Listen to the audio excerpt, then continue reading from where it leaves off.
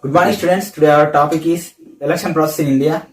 The election system in India. India has a vast population, so gathering and taking decisions is nearly impossible. So generally people elect the representatives. The representatives take the decision for the sake of people.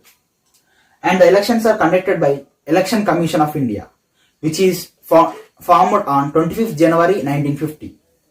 And the Election Commission will conduct the elections for the parliament, state assemblies, and president and vice president. It is an autonomous body. No other powers has the authority to change the election commission decisions. The conducting of elections in India is very hard. During the British periods, there is only 14% of people has the right to vote. In India, the first general elections are conducted in the year 1952. In the year, 17.32 crores of people are participated in the elections. And we know that election commission conducts the election with the staff. Nearly 45 lakhs of staff. Generally, election commission don't have any separate staff. By the article 324, section 6, the election commission uses the state and central government staff for the election purpose. During the election time, no state government or central government can give promotions or can be given transfers to the employees without the permission of election commission. The next topic is Chief Election Commissioner. The Chief Election Commissioner is the head of the Election Commission of India, and his tenure is 6 years or 63 years, whichever is earlier. And up to 1993, there is only one election commissioner. He is the Chief Election Commissioner. But from the 1993, there are 3 election commissioners. And one of them is Chief Election Commissioner and other 2 are election commissioners. And during the period of TN session, 1990 to 1996, he is an election commissioner. His tenure is 1990 to 1996.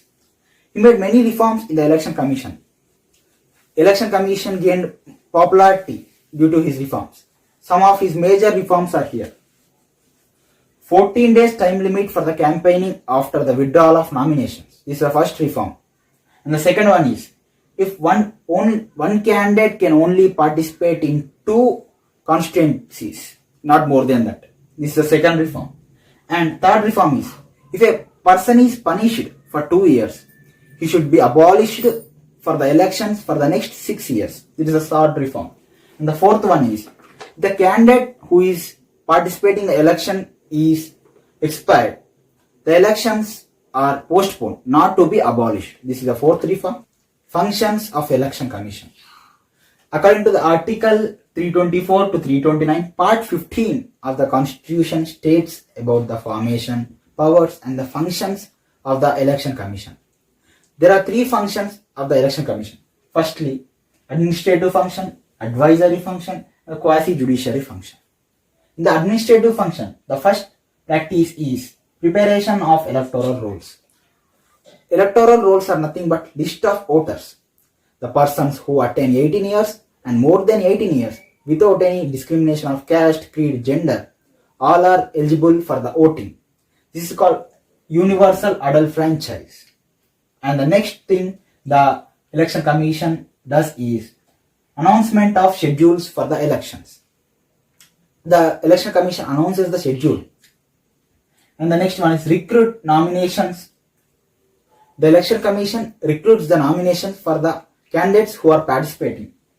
And next one, scrutinizes. The election commission generally scrutinizes the nominations given by the participants who are eligible for the elections, and they scrutinizes. And the next one is, after the scrutinization, they finalize the nomination and they declare the names to the public. These candidates are participating. And the next one is symbols. The election commission generally gives symbols to the parties or independent candidates. For the easy identification of the voters, they generally use symbols. And after the giving the symbols, they implement the code of conduct. There is a list of code of conduct which will be taken into consideration after the withdrawal of nominations are completed.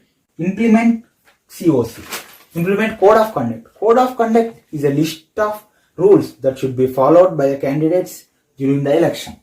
After the implementation of COC, the Election Commission appoints some of the officers to avoid malpractices during the elections. This is all about administrative function.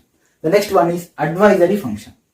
The Election Commission generally advises the President and the governors of the states about the disqualification of a participant in the elections. That may be due to many problems. For the disqualification, the Election Commission advises. And the next one is quasi-judiciary functions. Generally, the Election Commission solves the disputes between the parties during and before the elections. This is all about quasi-judiciary functions. Political parties in elections.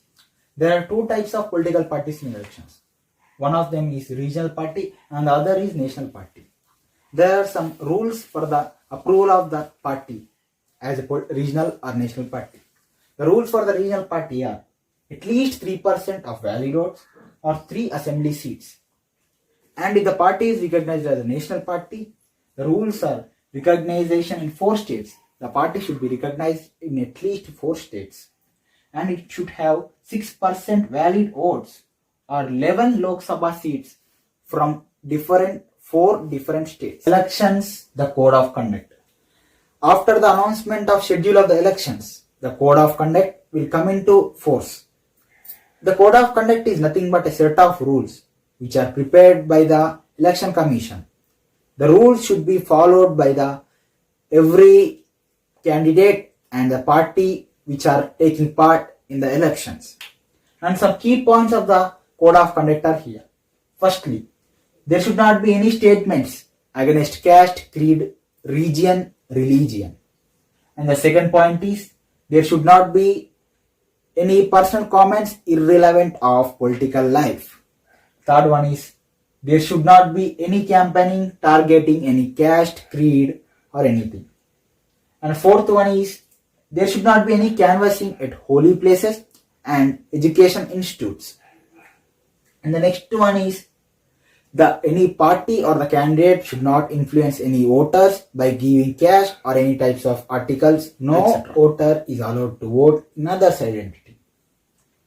There should not be any campaigning within 100 meters on the day of polling. There should not be any campaigning before or after the permitted hours. There should not be any political party get voters or drop voters. The next one, 10th one is rallies. They should not conduct any rallies in the residential areas. 11th one, permission. Without permission, flag hostings, writing on the walls, pasting posters are not allowed.